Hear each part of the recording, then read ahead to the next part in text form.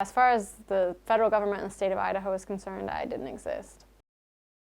I didn't have school records, I'd never been to school, and I didn't have hospital records because I'd never been to a hospital, I'd never set foot in a hospital. And and I didn't have any birth certificate or anything like that.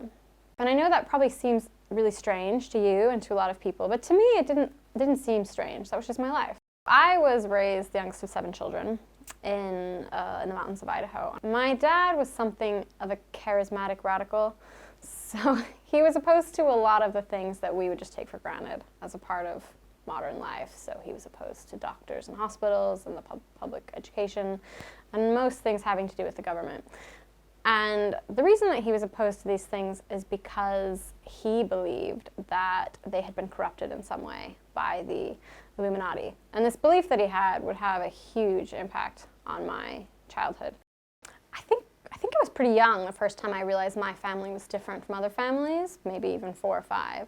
But it was a tremendous source of pride for me because I thought, well, we're right and they're wrong, and the end is coming, and we're going to live through it, and we're going to have all this food, and we're going to have fuel for our cars, and everyone else they're not going to make it. So I just felt a lot of pride about it.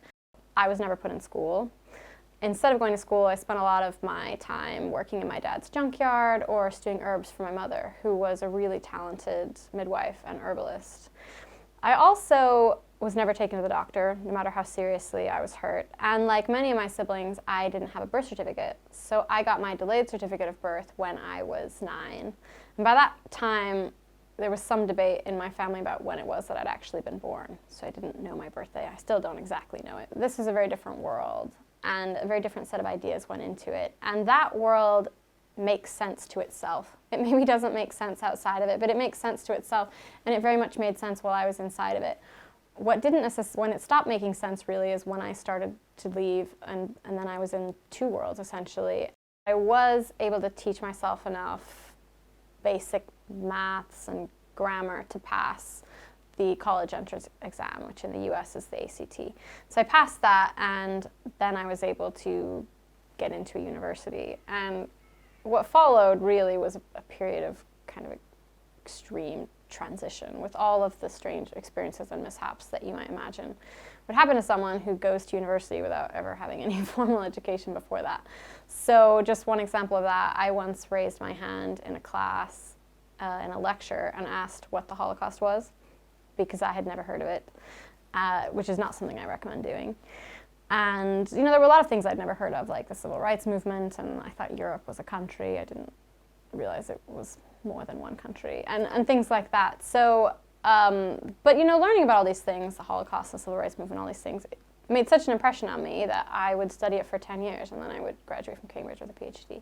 On the one hand, it was really wonderful, because I was getting access to all these new perspectives and new ideas, and great things were happening. But it was also kind of terrible. It was actually quite terrible, because this world that I was living in, that I had thought I was living in anyway, was kind of slowly being torn down and torn apart, and I was kind of realizing that the world was a bit different than I thought it was.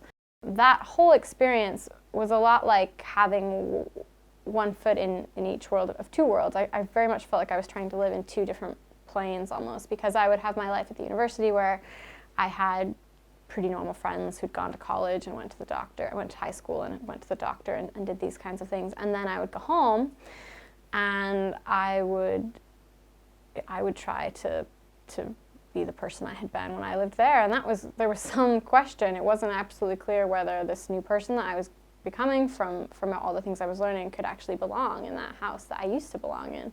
It was hard on a lot of people in my family. Well, it was hard on my parents because they had to watch me make decisions that they didn't agree with, that they thought were wrong, like participating in public education.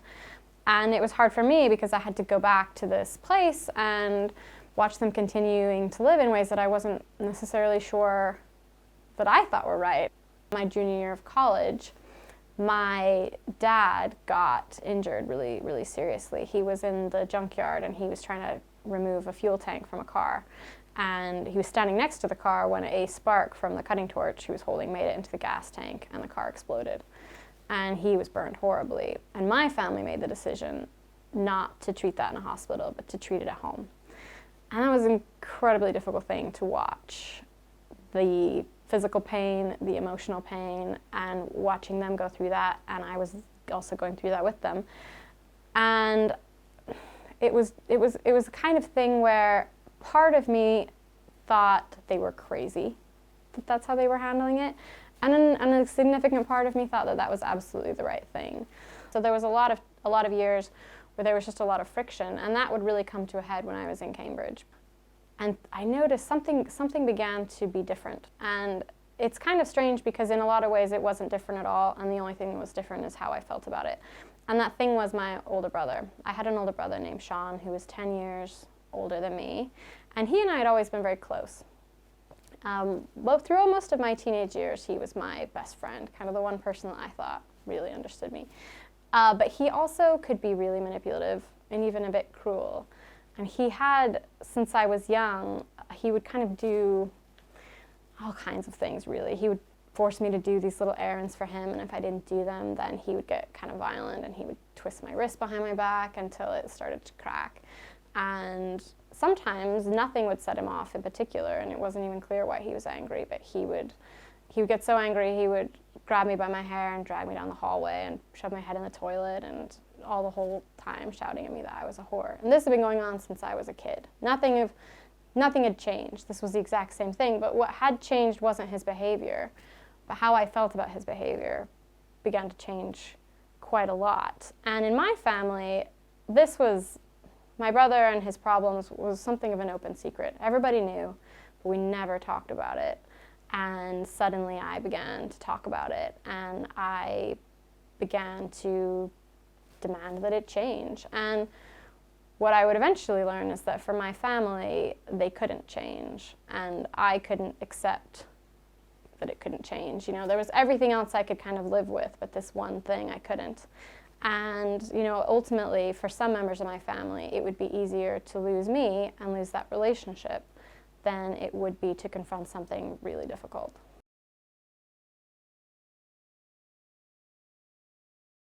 They have read it, and they've responded about the way that I would have expected them to. I mean, in my family, talking about, especially my brother's abuse, is a very difficult thing, and I think this will be difficult for the same reasons. For a long time when I was writing the book, I wasn't sure whether I was writing the story of my education, which had been unusual, or if I was writing the story of my family and how I had lost my family. If I had never left, and if I'd never gone to school, I would never have seen my brother's violence for what it was, and I would never have demanded the change that would ultimately lead to me losing large part of my family. So it took me a long time to realize that it was really the education, and if I hadn't had the education, I would have been the same person that I'd been as a child, and that person was just accustomed really to that relationship and what it was. So it eventually I did realize that they were basically the same story, the story of my education and the story of my family, because the story of my education was about how I had become a different person, and that person struggled to fit into those same relationships.